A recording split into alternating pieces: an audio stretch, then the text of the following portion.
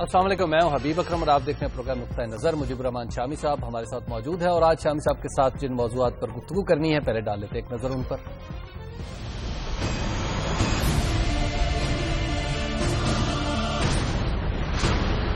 اسلام آباد میں دہشت گردوں کا حملہ، دارالحکومت کی حفاظت کے دعووں پر سوالیہ نشان۔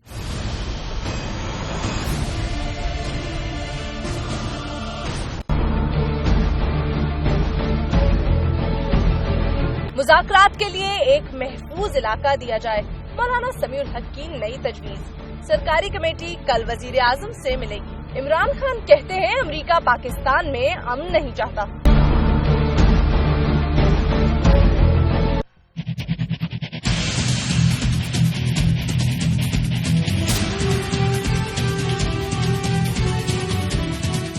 پاکستان نے امریکہ، چین، برطانیہ، بنگلہ دیش، بھارت اور فرانس کے ریکارڈز بھی توڑ دیے۔ پنجاب کے یوتھ فیسٹیول پر ایک نظر۔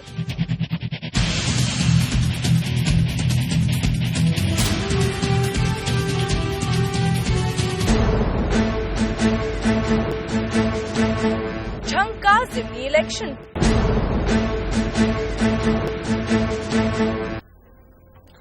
جی آج کی سب سے پہلی خبر کہ اسلام آباد کی F8 کچہری میں خودکش حملہ ہوا۔ شامی صاحب اب یہ جزوی خودکش تھا اور جج صاحب جو ہیں ایڈیشنل سیشن جج صاحب رفاقت صاحب وہ وہاں پہ شہید ہو گئے۔ ایک سول جج بھی نشانہ بنے۔ جی ایڈیشنل سیشن جج صاحب جو ہے وہ زندگی ہار گئے۔ جی کوئی کتنی 11 آدمیوں کی خبر آ رہی تھی۔ جی بالکل 11 اشخاص جو ہیں وہ نشانہ بن گئے، جاں بحق ہوئے۔ ان میں جج بھی ہیں، بالکل وکلاء بھی ہیں، وکیل بھی ہیں اور عام شہری بھی ہیں۔ دیکھیے بڑی ہی افسوسناک واردات ہے اور ایسے وقت میں ہوئی جبکہ طالبان کی طرف سے جنگ بندی کا اعلان کیا جا چکا تھا اور ابھی طالبان نے واضح طور پر کہہ دیا ہے کہ ان کا اس سے کوئی تعلق نہیں ہے اور یہ کوئی ان کی ذمہ داری بھی نہیں ہے، لیکن اس کے باوجود وہ ان لوگوں کا سراغ لگائیں گے جنہوں نے یہ حرکت کی ہے۔ بالکل اب یہ جو بخشی خانہ ہے نا، جہاں کے قیدیوں کو لا کر رکھا جاتا ہے، عدالتوں میں پھر پیش ہوتے ہیں، اس طرف سے حملہ آور آئے ہیں اور انہوں نے کلاشن کوف سے بھی حملہ کیا ہے اور پھر جب پولیس کی گولی جو ہے ایک کو لگی ہے یا چلائی ہے پولیس نے گولی، اس نے اپنے آپ کو اڑا لیا۔ 2 افراد جو تھے وہ اڑا لیے، کوئی ہاتھ نہیں آیا، بھاگ گئے، 2 نے خود کو اڑا لیا۔ اب بڑی عجیب بات یہ ہے کہ یہ بھی خبر آئی کہ جو سکینرز تھے وہ خراب تھے اور جو خفیہ اداروں کے اہلکار ہیں انہوں نے رپورٹ دے دی تھی حکام کو، انہوں نے اسے درخور اعتنا نہیں سمجھا اور ان کی طرف سے اب یہ کہا جا رہا ہے یہ تو روٹین کی باتیں ہوتی ہیں اس طرح کی۔ اب دیکھیے یہ جو واردات ہے یہ بڑی اپنی طرف کی ایک انوکھی واردات ہے کیونکہ اس طرح سے عدالتوں کو اب نشانہ نہیں بنایا گیا تھا۔ اب جس عدالت کو ٹارگٹ کیا گیا ہے اس کی وجوہات کیا ہوں گی، طرح طرح کی باتیں ہو رہی ہیں۔ ایک تو یہ کہ یہ جج صاحب جو تھے انہوں نے پرویز مشرف کو لال مسجد کیس میں ملزم بنانے سے انکار کیا تھا۔ بالکل ان کو اس میں اس وجہ سے وہ ہٹ پر ہوں گے، کچھ دہشت پھیلانا جو ہے وہ بھی مقصود ہو سکتا ہے اور بہرحال اب تفتیش ہوگی اور تحقیق ہوگی تو پتہ چلے گا کہ کیا جج صاحب کو تو باقاعدہ کمرہ عدالت میں گھس کے سیدھی فائرنگ کی گئی۔ ان کو جو نشانہ بنایا گیا اس کی وجہ کیا ہے؟ یعنی ابھی تک تو جو بات کہی جا رہی ہے وہ یہی ہے۔ جی لیکن شام صاحب جو ٹائمنگ ہے، ایک دن طالبان اعلان کرتے ہیں فائر بندی کا، دوسرے دن حکومت فضائی کارروائی معطل کرنے کا اعلان کرتی ہے اور تیسرے دن یہ دھماکہ ہو جاتا ہے۔ ہاں دیکھیں نا، اس میں ایسے عناصر بھی شریک ہو سکتے ہیں جو یہ جنگ بندی کو ختم کرانا چاہتے ہیں اور ایسے عناصر بھی شریک ہو سکتے ہیں جو انڈیپینڈنٹلی کام کر رہے ہیں۔ جی یہ اصل میں جب وبا چلتی ہے اور اس طرح کے گروپس جو ہیں وہ یعنی قائم ہونا شروع ہوتے ہیں اور ان کی طرف توجہ نہیں دی جاتی ابتدائی طور پر، نظر انداز کیا جاتا ہے ان کو، پھر یہ کھمبیوں کی طرح اگاتے ہیں۔ اور اب یہ جگہ جگہ پورے ملک میں اس طرح کے عناصر موجود ہیں جو تشدد کی کارروائیاں کرنا چاہتے ہیں اور پھر خود کش حملے آور بھی تیار ہو رہے ہیں۔ اب ظاہر ہے یہ جو کارروائی ہے یہ کسی معمولی گروپ کی نہیں لگتی جی، کیونکہ حملہ آور جو خودکش ہے ان کو تیار بھی تو کسی خاص سال میں کیا جاتا ہے نا. ارار الہند بی بی سی کی خبر ہے، ارار الہند ہے تو وہ گندوائے ہند جو ہے نا بڑی مشہور جی جی بات کی جاتی ہے، اس سے ارار الہند بنتے. تو ارار الہند ہوں یا کوئی اور نام رکھ لیں یا غازی فورس ہوں. اب یہ جو ہمارے خفیہ ادارے ہیں یہ ان کی بہت بڑی ذمہ داری ہے کہ یہ ان لوگوں کی تہ تک پہنچے، ان کو سراغ لگائیں کہاں کہاں ان کے انڈے بچے جو ہیں موجود ہیں، اور پھر ان کو وہاں جا کے ان کا قلاقمہ کیا جائے. ایک بات تو یہ ہے، اور دوسری بات یہ ہے کہ آپ کمر کھول کے سو نہیں سکتے. ٹھیک، یعنی صرف بیان دینے سے کام نہیں چلے گا. اب وہ جو کرائسس مینجمنٹ سیل تھا اس کی رپورٹ تو یہ آئی تھی جو قائمہ کمیٹی کے سامنے پیش ہوئی، بالکل، کہ اسلام آباد ایک بڑا خطرناک شہر بن چکا ہے. اور بلکہ ان تو سپرلیٹو لگائی، انہوں نے کہا کہ اسلام آباد خطرناک ترین شہر بن چکا ہے. بالکل، اس پر وزیر خزانہ وزیر داخلہ بن آئے ہمارے، اور انہوں نے اس بڑی سخت تنقید کی اور میڈیا کو بھی کہا کہ بھئی یہ بات درست نہیں ہے. میں آپ کو دکھاؤں انہوں نے کیا کہا اس دن، انہی کی زبان میں سنا دیتے آپ کو. جی دکھائیے گا کہ چودھری نثار نے اس دن کس طرح کیا کچھ فرمایا تھا. ہم نے کوششیں کی ہیں کہ جو اوور آل تھریٹ ہے اسلام آباد کو بھی اور پاکستان کو بھی، اور یہ آج سے نہیں ہے، یہ پچھلے کئی سالوں سے ہے، اس کو ڈیفیوز کیا جائے. اسلام آباد ایک محفوظ شہر ہے. ہم اس بات پہ کوشاں ہیں کہ پورا پاکستان محفوظ ہو. شمس چودھری نثار صاحب نے فرمایا تھا کہ معاملات جو ہیں وہ خراب نہیں ہیں، بڑے اچھے ہیں، اور اسلام آباد محفوظ ترین شہر ہے. ان کا قابو کر رہے ہیں ہم. دیکھیے ایسی بات نہیں ہے، اور یہ جو دہشت گرد ہے یہ کہیں سے بھی حملہ آور ہو سکتے ہیں. جو خودکش حملہ آور جو ہے نا ان کی تو دنیا ہی اور ہے نا. جی، آپ یعنی کوئی دھماکہ کرنے والا، کوئی بم چلانے والا، کوئی بندوق چلانے والا جو جان اپنی جو ہے وہ نہ دے رہا ہو اس کا معاملہ اور ہے، اور جس نے جان ہی کو ہتھیار بنا لیا اس کا معاملہ اور ہے. تو پکڑنا تو کافی مشکل ہوتا ہے، لیکن اب ہونا یہ چاہیے کہ پوری قوم بھی اور جو ہمارے ادارے بھی ہیں وہ سوئیں نا. یہ تھوڑی سی بس بیان دیتے ہیں اور سمجھتے ہیں کہ ہر چیز ٹھیک ہو گئی. اس طرح کام چلنے کا نہیں ہے. بالکل. اور یہ ریپڈ رسپانس فورس بن رہی ہے، یہ نیکٹا کو ری آرگنائز کیا جا رہا ہے، ایجنسیاں جو ہیں ان کے درمیان ربط و ضبط ہوا جا رہا ہے. یہ دعوے زیادہ کیے جاتے ہیں، عملاً کام کم ہوتا ہے. شمس صاحب اس کیس میں تو پولیس نے رسپانس ہی نہیں دیا. مطلب پولیس والے جو بھاگنے میں سب سے پہلے تھے، جو رپورٹس آ رہے ہیں. دیکھیے پولیس دہشت گردوں کے مقابلے میں نہیں ٹھہر سکتی. ان کے پاس اب کلاشن کوفے فرض کریں، ان کے پاس دستی بم ہے تو پولیس کیا کرے گی؟ اس کے پاس تو کوئی رائفل بھی ہوگی، اس میں گولی بھی ہوگی کہ نہیں ہوگی. تو یہ جو ہمارا رویہ ہے یہ نہیں چلے گا. جسے کہتے ہیں نا اسٹیٹ آف ڈینائل جو ہے، بس خواب خرگوش اور آنکھیں بند کر لو. یہ آنکھیں بند کرنے سے کام نہیں چلے، کام کرنا پڑے گا، چوکس رہنا پڑے گا اور ہر طرف نظر رکھنی پڑے گی. تو شمس صاحب یہ واقعہ مذاکرات پہ کتنا اثر انداز ہو سکتا ہے؟ نہیں، مذاکرات پر تو اثر انداز مجھے نہیں ہو رہا، کہ ایسا لگ رہا کہ اثر انداز ہوگا، کیونکہ اس کی ذمہ داری ان لوگوں نے قبول نہیں کی. اور ابھی جو شواہد آ رہے ہیں وہ بھی یہی بتا رہے ہیں. اس طرح کے گروپس کوئی کاروائیاں کر سکتے ہیں، لیکن جو طالبان ہیں ان پر بھی لازم ہے کہ وہ بھی ان کا پیچھا کرے، ان کا تعاقب کرے، ان کا سراغ لگائے. اور حکومتی ایجنسیوں پر بھی لازم ہے کہ وہ تعاقب کرے، ان کا پیچھا کرے. جی شمس صاحب، ایک بریک کا وقت آ گیا. بریک کے بعد ہم گفتگو یہیں سے آگے بڑھائیں گے. آپ دیکھتے رہیے نقطہ نظر.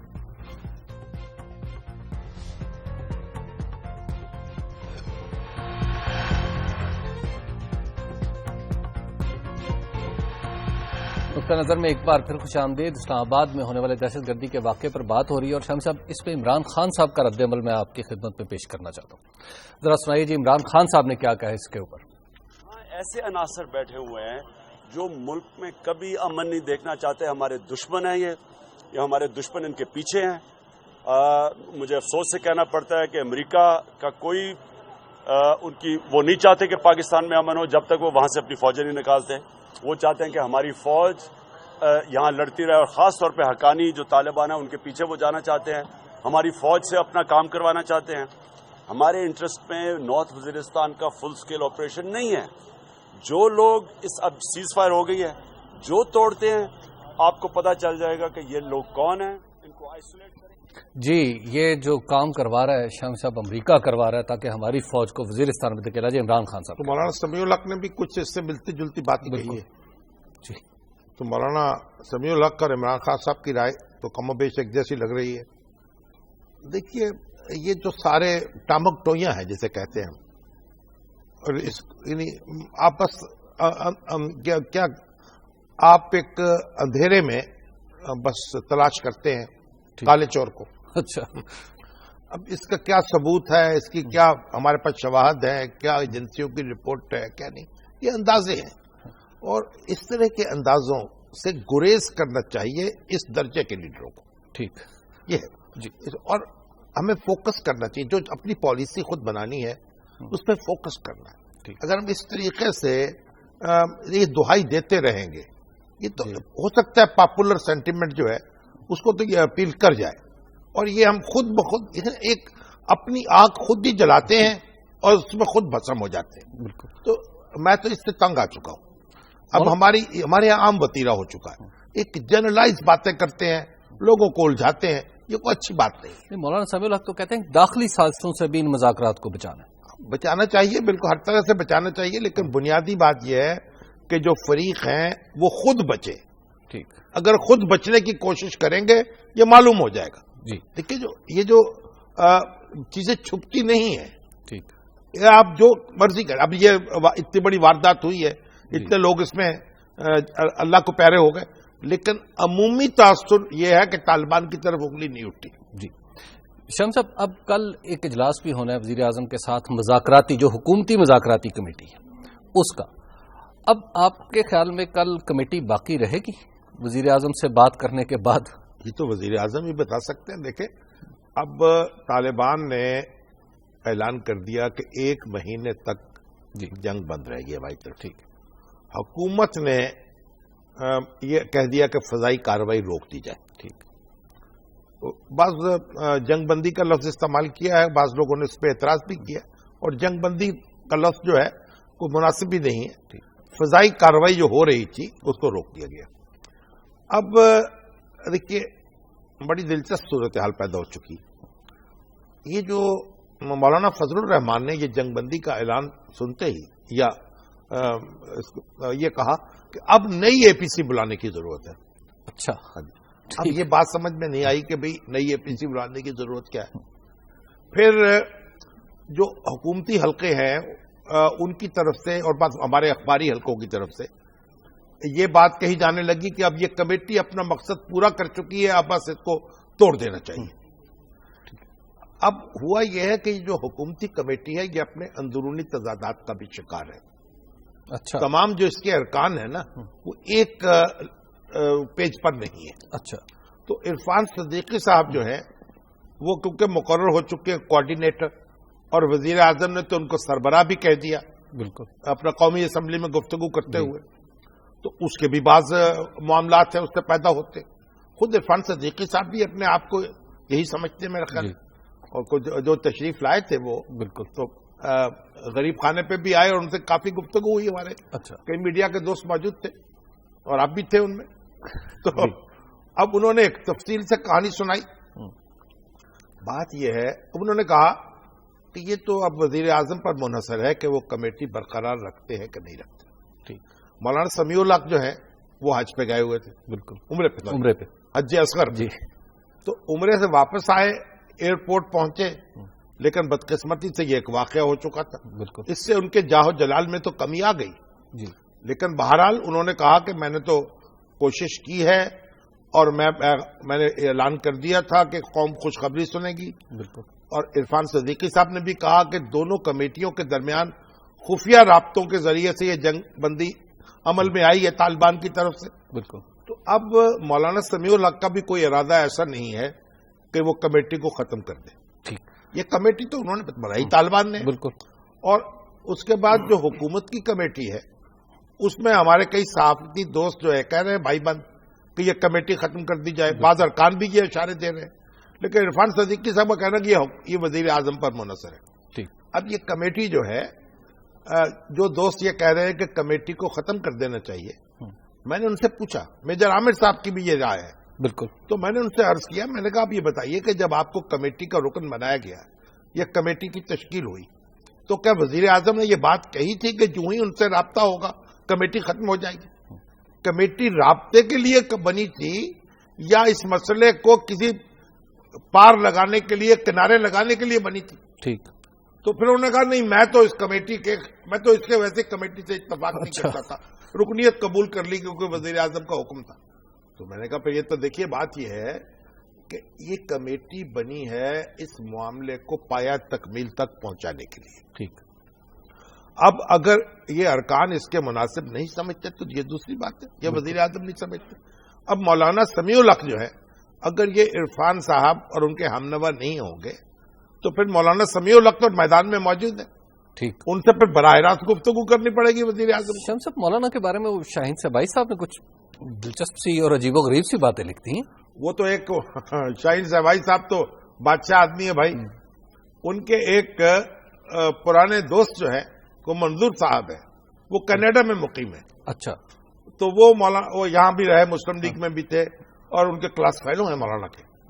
تو انہوں نے کہا کہ مولانا سمیع الحق جو ہے, میں جب ان سے ملنے جاتا تھا تو کبھی تو یہ ملتے تھے کوڑا کٹک میں اور کبھی کہہ دیتے تھے ان کے جو معاونین ہیں کہ وہ کوئٹہ میں ہیں, وہ کراچی میں ہیں, وہ اسلام آباد میں ہیں. تو ایک دو دفعہ جب میرے ساتھ ایسا ہوا تو مجھے تشویش لاحق ہوئی کہ مولانا اتنا سفر کیوں کرتے ہیں.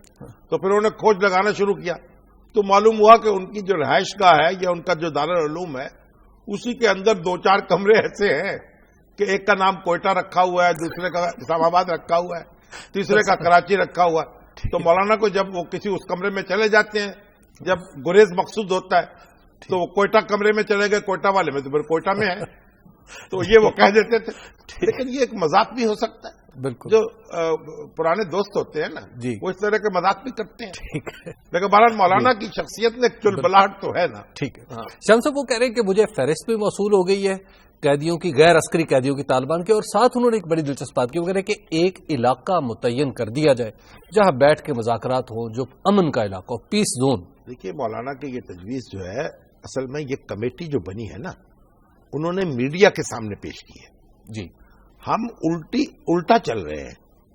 یہ کمیٹیاں جو بنی ہیں اس کام کے لیے بنی تھی. ٹھیک. کہ یہاں ایسی تجاویز پیش ہو اور ان پہ غور ہو, مگر اس سے پہلے میڈیا میں اعلان ہوتا ہے. تو مولانا سمیع الحق صاحب کی یہ تجویز جو ہے ان کو چاہیے تھا اور اب بھی چاہیے کہ وہ دوسری کمیٹی جو ہے حکومت کی اس کے سامنے رکھے اور وہ حکومت کے پاس لے جائے, اور حکومت اس کو مانتی ہے تو کوئی مذاق نہیں ہے اس میں. دیکھیے اصل بات کیا ہے, بات یہ ہے کہ آپ نے ایک ٹارگٹ اچیو کرنا ہے کہ جو لوگ بندوق رکھنا چاہتے ہیں, جو امن سے زندگی گزارنا چاہتے ہیں, ان کو امن سے زندگی گزارنے کا موقع دے دیا جائے. کہ ایک بعض وہ دوست ہمارے اوپر بڑے تنقید کرتے ہیں, وہ کہتے ہیں نہیں ان کو تحقیق کر دو, ان کا پیچھا کرو. بھائی آپ اگر پس منظر کو دیکھیں تو یہ ایک حقیقت ہے کہ اس علاقے میں ہماری فوج اس طرح سے پہلے نہیں گئی تھی. ٹھیک. جب فوج گئی ہے پرویز مشرف صاحب کے دور میں, اس میں سے بعض لوگ جو ہیں یہ قبائلی علاقوں میں رہنے والے, یہ ان کا اپنا ایک سوچنے کا انداز جی, وہ اس میں برف روختہ ہوئے ہیں بعض, اور ان کو ایکسپلائٹ کر لیا گیا ہے. ٹھیک. شمس صاحب ایک بریک لے لیتے ہیں, بریک کے بعد پھر گفتگو یہیں سے آگے بڑھائیں گے. آپ دیکھتے رہیے نقطہ نظر.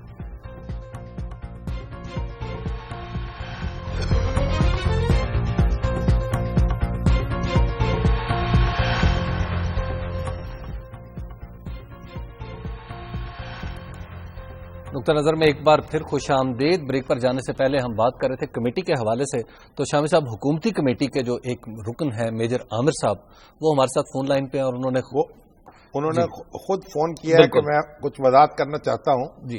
اور کیونکہ چودھری نثار علی صاحب کی تقریر شروع ہو گئی تھی, بالکل, تو ان کو ذرا ہولڈ کرنا پڑا. جی, تو میجر صاحب ہمارے ساتھ موجود ہیں. جی السلام علیکم میجر صاحب. وعلیکم السلام. ہاں جی جناب, کیسے مزاج ہیں؟ اللہ کا کرم ہے سر, آپ کیسے ہیں؟ آپ کی دعا جناب, فرمائیے کیا حکم ہے؟ جی میں صرف تھوڑی سی ذرا وضاحت کرنا چاہتا ہوں. جو بات آپ نے کی, میری کل آپ سے بات ہوئی تھی. ہاں جی ٹھیک. کمیٹی کے بارے میں آپ نے فرمایا تھا کہ یہ اس لیے نہیں بنی تھی کہ یہ آدھے راستے میں معاملات چھوڑ دے. ٹھیک ہے. اور آپ نے فرمایا کہ میں نے جواب میں کہا کہ میں نے تو پہلے دن بھی اس کی مخالفت کی تھی. نہیں، میں آپ نے کہا مجھے اس سے اتفاق نہیں تھا، اتفاق کمیٹی کی تشکیل سے اتفاق، لیکن میری پوری بات شاید آپ نہیں کہہ پائے۔ چلیے پوری بات آپ کہہ دیجیے جناب۔ جی ابھی اس لیے میں نے آپ کو زحمت دی۔ میری پوری بات یہ تھی کہ میں نے پہلے دن سے اس کمیٹی کے قیام سے اتفاق نہیں کیا تھا، یہ بالکل درست ہے۔ ٹھیک۔ اور میں نے وزیر اعظم صاحب نے جب مجھے فون کیا اور مجھے کہا کہ میں کمیٹی کا اعلان کرنے والا ہوں آپ کا نام، تو میں نے اس وقت بھی انہیں کہا تھا کہ سر میں اگر یہ کمیٹی اعلان نہ ہو تو بہتر ہے۔ بہرحال چونکہ ان کا حکم تھا میں نے مان لیا۔ وہ سمجھ رہے ہیں کہ آپ کثر نفسی سے کام لے رہے ہیں۔ جی آگے پھر جو ہوا اس کمیٹی کے بارے میں، اس کے 2 ممبروں نے مختلف مواقع پہ خود یہ تجویز کیا تھا کہ اس کمیٹی کو ختم ہو جانا چاہیے۔ ٹھیک۔ اور آخری بار عرفان صدیقی صاحب کے دفتر میں بھی جب ہماری آخری میٹنگ ہوئی اس میں بھی انہوں نے یہ تجویز کیا تھا۔ مجھے خود ان سے اتفاق تھا، لیکن ہم سمجھ رہے تھے کہ اس طرح آدھے راستے میں وہی آدھا راستہ تھا، تو یہ مناسب نہیں ہوگا، اور ہماری کوشش جاری رہی کہ کم از کم ہم وہاں تک پہنچ جائیں جہاں کمیٹی کو کچھ کردار کمیٹی ادا کر سکتی ہے، اور وہ تھا یہ جو سیز فائر ہو گئے یہاں تک اور مذاکرات کی ٹیبل پر ان کو لانا۔ اگرچہ اس میں بھی ہمیں مشکلات ہیں اور میں بحیثیت کمیٹی اس کا کوئی زیادہ کردار نہیں دیکھ رہا ہوں۔ نہیں مگر میں صاحب یہ کمیٹی کیا اس لیے بنی تھی کہ سیز فائر ہو جائے یا اس معاملے کو طے کرنے کے لیے بنی تھی؟ یہ کمیٹی اس لیے بھی نہیں بنی تھی کہ اس نے ہر حال میں چاہے وہ ڈیلیور نہ کر سکے تو بھی قائم رہنا ہے۔ نہیں وہ تو دیکھیں نا، یہ میں نے کل آپ سے یہی گزارش کی تھی، مگر وہ تو یہ کہا جا رہا ہے نا کہ بھائی یہ کمیٹی نے ڈیلیور کر دیا۔ عرفان صدیقی صاحب کہتے ہیں دونوں کمیٹیوں کے درمیان خفیہ رابطے کے ذریعے سے یہ جنگ بندی ہوئی۔ یہ آپ وزیر داخلہ صاحب سے پوچھ لیں۔ چلیے مجھے وزیر داخلہ صاحب اگر ٹیلی فون کریں گے جی تو ان سے پوچھ لیں گے، ان کے پاس تو موبائل فون ہی نہیں ہوتا، اس لیے ٹیلی فون کر کے کیسے پوچھیں؟ اچھا میں عرض کرتا ہوں، میں جس دن سیز فائر کا اعلان ہو رہا تھا میں نے اس دن صبح 9 بجے جا کے وزیر داخلہ کو بتا دیا تھا ٹھیک کہ اس طرح وہاں سے یہ میسج آیا ہے اور یہ سیز فائر ہونے والا ہے۔ میرا خیال ہے کہ کمیٹی کو پتہ نہیں تھا۔ مولانا سمیع الحق صاحب کہتے ہیں کہ جناب نہیں، میں اپنی کمیٹی کی بات کر رہا ہوں، میں ان کی کمیٹی کی بات نہیں کر رہا، میں صرف اپنی کمیٹی کی بات کر رہا ہوں۔ میں نے یہ کہا تھا، میں نے کبھی بھی کوئی اس کو سینس میں لیا، میں نے کہا میٹنگ کے دوران 2 ممبروں نے مختلف مواقع پہ تجویز کیا تھا کہ اس کمیٹی کو ختم ہو جانا چاہیے۔ اب آپ کی پہلی بات تو یہ ہوئی کہ آپ کی کمیٹی کو پتہ نہیں تھا کہ جنگ بندی ہونے والی ہے؟ نہیں تھا۔ ٹھیک ہے، بالکل نہیں تھا۔ اچھا، ہو سکتا ہے کہ کوآرڈینیٹر کا خفیہ رابطہ ہو رہا ہو اور آپ کو معلوم نہ ہو؟ میں ان کے بارے میں کوئی بات نہیں کروں گا، میں ان کے بارے میں کوئی بات نہیں کروں گا، میں آپ کو بتا رہا ہوں صورتحال۔ میں نے جو آگے تجویز کیا ہے کمیٹی کو کہ اس کمیٹی وہ میں ایک اپنے جو اسسمنٹ آپ کہہ دیں یا جو اندازہ، مثلا آگے میرے 2 نقطے ہیں۔ ایک نقطہ یہ ہے کہ اب آگے فیصلوں کا مرحلہ آنے والا ہے، فیصلے ہونے ہیں۔ ٹھیک ہے۔ نمبر 2 جو وہ فیصلے ہوں گے ان فیصلوں پہ جو بحث و تمہیز ہوگی وہ پوری رازداری کا تقاضا کرتی ہے۔ ان دونوں میں کمیٹی کا کردار نہیں دیکھ رہا ہوں، یہ میری ذاتی رائے ہے۔ ٹھیک ہے، تو اب سارے لوگوں میں نے کل آپ سے یہی گزارش کی تھی کہ میں صرف اس بنیاد پر اب کمیٹی، ہاں میں کہتا ہوں کمیٹی کو رکھنا بھی ہے تو یہ فرنٹ سیٹ پہ بیٹھ نہیں سکتی، اگر بیٹھے گی تو ڈیلیور نہیں کرے گی، یہ میرا اندازہ ہے، میں پھر کہہ رہا ہوں۔ تو کمیٹی بیک سیٹ پہ کیسے بیٹھے گی؟ مطلب ہے کہ میں مثال دے رہا ہوں، ہاں جی، جو لوگ فیصلے کریں گے اگر وہ مناسب سمجھتے ہیں کہ بھئی کسی جگہ پہ کمیٹی کا کوئی بھی ممبر یہ پیغام لے جا سکتا ہے یا وہاں انفلوئنس کر سکتا ہے، ان کو راضی کر سکتا ہے، وہ صرف کمیٹی تک محدود نہیں ہونا چاہیے، پورے ملک میں پوری سوسائٹی میں کوئی بھی آدمی ان کو نظر آ جائے، چاہے وہ اس کمیٹی کا ممبر ہو یا کمیٹی سے باہر ہو۔ جیسے اس پروسیس کے دوران بھی کچھ لوگ، مثلا مولانا یوسف شاطی، وہ زیادہ مؤثر تھے ان معاملات میں، تو میرا مطلب یہ ہے کہ چاہے وہ کمیٹی کے ممبران ہو، اگر آپ نے خواہ ان کی عزت افزائی برقرار رکھی ہے، میں اس حوالے سے کہہ رہا ہوں، تو لیکن ڈرائیونگ سیٹ پہ بیٹھا کے یہ میں پھر کہتا ہوں کہ میرا ذاتی تجزیہ ہے کہ کمیٹی ڈیلیور نہیں کر سکتی۔ آگے جو مراحل آ رہے ہیں اس میں اگر ہم نے اس مسئلے کو سیریس لینا ہے اور اس کا سیریس حل تلاش کرنا ہے۔ نہیں، آپ کی رائے اپنی جگہ بڑی وزن رکھتی ہے، اور یہ رائے میں نے کل آپ کو دی تھی، بڑی قیمتی ہے، پورا یہ ایکسپلین کیا تھا۔ تو آپ دونوں کمیٹیوں کے بارے میں یہی کہہ رہے ہیں؟ جی، دونوں کمیٹیوں کے بارے میں آپ، یعنی حکومتی کمیٹی بھی اور میں اپنی کمیٹی کی بات کروں، دوسری کمیٹی کے بارے میں تو طالبان کہیں گے نا، ٹھیک ہے، وہ ان کا کام ہے۔ مگر اگر وہ کمیٹی رہ جائے، یہ کمیٹی اگر گر گئی، فرض کرے نہ ہو، تو اس کمیٹی کی ضرورت بھی نہیں رہے گی، بالکل، کیونکہ یہ تو کمیٹی کے لیے بنی ہے نا۔ نہیں میں نے کہا نا کہ میں اس پہ وہ میرا مسئلہ نہیں ہے. نہیں مگر میرے صاحب جب آپ کی کمیٹی اگر ایک کمیٹی نہ رہے تو دوسری کیا کرے گی؟ کیونکہ پہلے یہ بنی تھی بعد میں وہ بنی تھی. ہم ہی جو نہ ہوں گے تو کیا رنگے محفل؟ اسے دیکھ کر آپ شرمائیے گا. نہیں تو مولانا سمیع الحق اگر عرفان الحق صاحب نہیں عرفان صدیقی صاحب نہیں ہے تو مولانا سمیع الحق کس سے رابطہ کریں گے؟ مجھے نہیں معلوم کہ آپ عرفان صدیقی صاحب کو میرے منہ میں کیوں ڈال رہے ہیں. میں اپنی کمیٹی کی بات کروں. اچھا ٹھیک میں ایک ممبر ہے. نہیں ٹھیک ہے آپ جیسے میں ہوں ہماری طرح ایک ممبر ہے اس کمیٹی کے, ایک معزز ممبر ہے بس.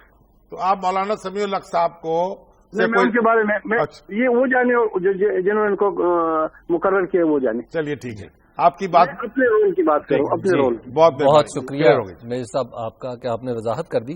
شاہ صاحب میرے صاحب کو رازداری کے اوپر کوشچن ہے کہ وہ رازدار دیکھیں نا بھائی وزیر اعظم کا کام ہے فیصلہ کریں جی کہ ان کو کمیٹی کے ذریعے آگے بڑھنا ہے.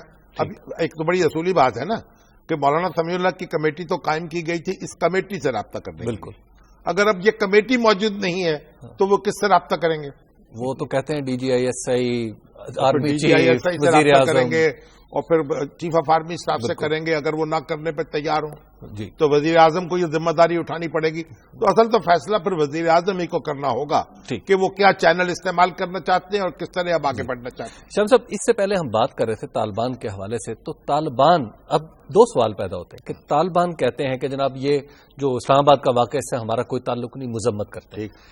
ہم اس پہ یقین کس حد تک کریں ایک بات, اور دوسرا سوال یہ ہے کہ پھر کہیں یہ ٹائم گین کرنے کی کوشش تو نہیں, مذاکرات ایک مہینہ مارچ آ جائے گا برف نکل جائے گی. دیکھیے پہلی بات تو یہ ہے کہ طالبان سے اب جو کچھ بھی ان پر تنقید کی جائے مگر ایک بات تو آپ یہ مانیں گے نا کہ انہوں نے بھونڈی سے بھونڈی حرکت کی ہے اور پھر اس کا اعتراف کیا کہ ہم نے کی ہے. ٹھیک ہے.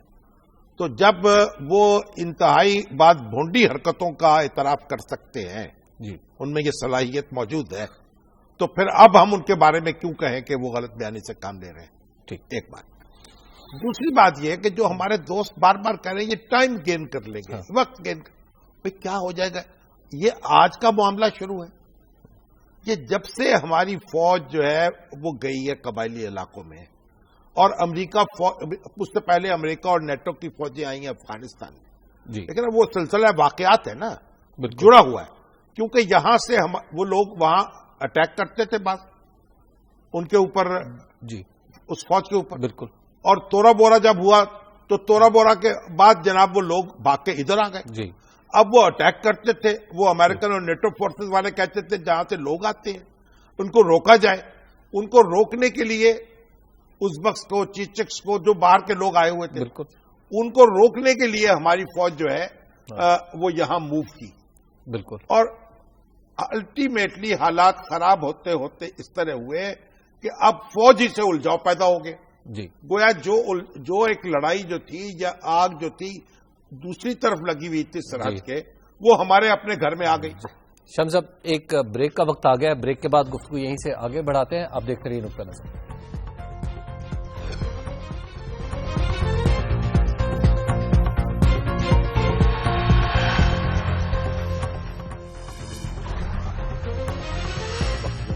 نقطہ نظر میں ایک بار پھر خوش آمدید. بات ہو رہی تھی طالبان کے حوالے سے کہ وقت گین کریں گے, تو شام صاحب یہ وقت گین نہیں کریں گے. آپ مجھے بتائیے کہ یہ کم و بیش 12 سال سے لڑائی جاری ہے, تو ایک مہینے سے کیا فرق پڑ جائے گا؟ کیا وقت گین کر لیں گے؟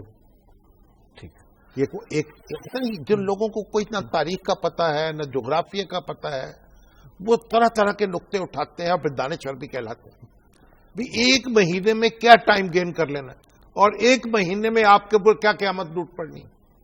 ٹھیک. اتنا عرصہ ہو گیا ہے اسی کاروبار میں الجھے ہوئے, تو ہمیں ذرا اپنا حوصلہ رکھنا چاہیے, اپنے اوپر اعتماد رکھنا چاہیے جی, اور صورتحال کا مقابلہ کرنے کے لیے تیار رہنا چاہیے ہر صورتحال کا. ٹھیک. شام صاحب اگلی خبر کی طرف چلتے ہیں, اور اگلی خبر ہے بڑی لاہور میں بڑی ایک فن فیئر تھا, فیسٹیول تھا, جو فیسٹیول ہے یوتھ فیسٹیول. فن فیئر نہیں کہیں آپ وہاں, تو دیکھیے فن فیئر میں نے محاورتن کا اس میں تو ہزاروں نوجوان شریک ہیں. دیکھیں یہ جو ہمارا جو اسپورٹس بورڈ ہے, پنجاب اسپورٹس بورڈ, یہ اب 2 سال سے ہر سال یہ ایک یوتھ فیسٹیول منعقد کر رہا ہے. بالکل. اور نوجوانوں کے ان کے وزیر ہیں وہ مشہود خان صاحب جو وزیر تعلیم بھی ہیں, اور ان کے چیئرمین جو ہیں پنجاب اسپورٹس بورڈ کے حمزہ شہباز شریف. تو یہ مختلف ریکارڈ قائم کرتے ہیں. تو اب انہوں نے 60,000 سے زائد لوگوں نے 5 منٹ تک مسلسل جھنڈا پاکستان کے جھنڈے لہرائے. بالکل. اور ریکارڈ قائم کر دیا. ٹھیک. اتنی بڑی تعداد میں کسی ملک کے شہریوں نے اتنی دیر تک اپنا جھنڈا نہیں لہرایا. اس سے پہلے ارجنٹائن کا ریکارڈ تھا، وہ 49,000 افراد کا تھا میرا خیال. ٹھیک. اور یہ 60,000 سے زائد نوجوان تھے، اور میں خود بھی ان میں شامل تھا. اچھا. ہاں جی. نوجوانوں میں یا فلیگ نوجوانوں میں؟ اب دیکھیں یہ جھنڈا پاکستان کا آپ ہاتھ میں پکڑتے ہیں نوجوان ہو جاتے ہیں. تو شہباز شریف صاحب نے اس کا افتتاح کیا. اس میں کوئی 14-15 ملکوں کے ڈپلومیٹس بھی آئے ہوئے تھے. اچھا. ہاں جی. اور میڈیا کے لوگ بھی بہت سے تھے. اور ایک بہت بڑا سما تھا. اور پھر طرح طرح کے اور ریکارڈ جو ہیں وہ بھی یہ قائم کر رہے ہیں. شام صاحب یہ جو طرح طرح کے ریکارڈ ہیں، کوئی سر سے اخروٹ توڑ رہا ہے، کوئی ناریل توڑ رہا ہے، کوئی پش اپس کر رہا ہے. اچھا ان کا کوئی فائدہ بھی ہوتا ہے خاص طور پہ پاکستان جیسا نام تو آپ بلند ہو رہا ہے نا آپ کا. آپ یہ دیکھیے کہ ہر ریکارڈ جو ہے وہ ڈنٹر پھیلنے کا ہو، وہ بیٹھ کے لگانے کا ہو، وہ اٹھنے کا ہو، وہ ناریل توڑنے کا ہو، وہ ریکارڈ ہم نے جو قائم کیے ہیں کہ کوئی اس سے پہلے چینی باشندے نے قائم کیا، کسی امریکی باشندے نے قائم کیا، کسی قطری باشندے نے قائم کیا. تو جو بڑے ملک ہیں دنیا کے، ان کے افراد کے قائم کردہ ریکارڈ ہے. ٹھیک. اس کا مطلب وہاں بھی یہ مشاغل جاری ہے. اور یہ کوئی دیکھیے یہ ایک صحت مند جو ذہن ہے نا، اس کے لیے صحت مند جسم بھی ضروری ہے. تو یہ نوجوانوں کو اتنی بڑی تعداد میں ایک موٹیویٹ کرنا، موبلائز کرنا. اور سپورٹس پہ دیکھیے ابھی کتنی وہ کٹھے ہوئے انہوں نے پینٹنگ بنائی ہیں جی. اور اتنی بڑی تعداد میں اس سے پہلے اس طرح کی پینٹنگ نہیں بنائی گئی تھی. بات یہ کہ یہ ہمیں اس کو ایک کی داد دینی چاہیے. ہر وقت اسی مشکل میں نہیں پڑے رہنا چاہیے. لیکن جو جتنے ریسورسز ہم نے خرچ کیے، جتنا ایک غریب ملک اہمیت ہے ریسورسز کی. نوجوان موبلائز ہوئے ہیں، خوش ہوئے، پوری قوم کا سر اونچا ہوا ہے فخر. یہ تو پھر اس کا مطلب تو یہ ہوا کہ ہمارے جو دانشور لوگ جو ٹائی وائی لگا کے سوٹ پہن کے بیٹھتے ہیں، ان کو سوٹ بھی نہیں پہننا چاہیے، کوٹ بھی نہیں پہننا چاہیے. ان کو قمیض سے کام نہیں چل جاتا، تو اوپر کوٹ کو پہنتے ہیں، اس میں پیسے کو ضائع کرتے ہیں. جوتا جو ہے وہ کیوں خریدتے ہیں 4,000 روپے کا؟ سلیپر پہن کے کیوں نہیں آ جاتے؟ ٹھیک. صابن سے کیوں نہاتے ہیں؟ مٹی سے کیوں نہیں نہا لیتے؟ اور کھانا کھانے بیٹھتے ہیں نا، بالکل، تو چٹنی سے روٹی کیوں نہیں کھا لیتے؟ سالن کیوں پکاتے ہیں؟ اور تنخواہ جو ہے یہ 5 لاکھ روپے کیوں لیتے ہیں؟ اگر ایک پی ایم 10,000 15,000 میں گزارا کر سکتا ہے ان کا، وہ کیوں نہیں کرتے اس میں؟ ٹھیک. بات یہ اس طرح کے بے نقطے جو ہیں، بے نقط نقطے وہ آپ اٹھاتے چلے جا رہے ہیں، اپنے آپ کو بھی الجھاتے ہیں دوسروں کے. یہ قوموں کی پرائڈ ہے. کشتی ہوتی ہے، پہلوانی ہوتی ہے، کبڈی ہوتی ہے، ریکارڈ قائم کرتے ہیں. آپ دیکھیے طرح طرح کی کھیلیں ہوتی ہیں، مشغلے ہوتے ہیں. آپ کوئی ٹکٹیں جمع کر رہا ہے، کوئی جناب سکے جمع کر رہا ہے، یہ بھی تو مشاغل ہے نا. بالکل. تو آپ کہیں اس میں کیا فائدہ ہے جناب؟ جو سکہ چلنا ہی نہیں وہ اکٹھا کیوں ہو رہا ہے؟ جو ٹکٹ چلنی نہیں وہ اکٹھی کیوں ہو رہی؟ یہ سب تاریخی معاملات ہیں، اور پوری دنیا کی قومیں ان کاموں میں لگی ہوئی ہیں. اور ہر وقت ہم بس لڑنے کے موڈ میں ہیں، اور بمیں جو ہے تنی ہوئی ہیں، اور غصہ طاری کیا ہوا ہے. کوئی غریبوں کی دعائی دے رہا ہے، کوئی امیروں کے پیچھے پڑا ہوا ہے، اور نہ اپنی عمارت نظر آ رہی ہے، اور دوسرے جو ہے یعنی عجیب و غریب کیفیت میں مبتلا ہوئے. شام صاحب ہمارے آج کے پروگرام کا وقت مگر وہ جو ایک پی ٹی آئی جو ہے جنگ میں مسلم لیگ نون کا کینڈیڈیٹ جیت گیا ہے، اور پی ٹی آئی کے امیدوار نے بہت ہی مقابلہ کیا ہے. اچھا مقابلہ کیا ویسے. مطلب یہ ہے کہ پی ٹی آئی پنجاب میں مسلم لیگ نون اور پی ٹی آئی کا جد جو ہے نا وہی پڑے گا. جی شام صاحب، کل تک کے لیے ہم اپنے ناظرین سے اجازت لیتے ہیں. کل پھر اسی وقت اسی جگہ سے آپ کی خدمت میں حاضر ہوں گے. اللہ نگہبان.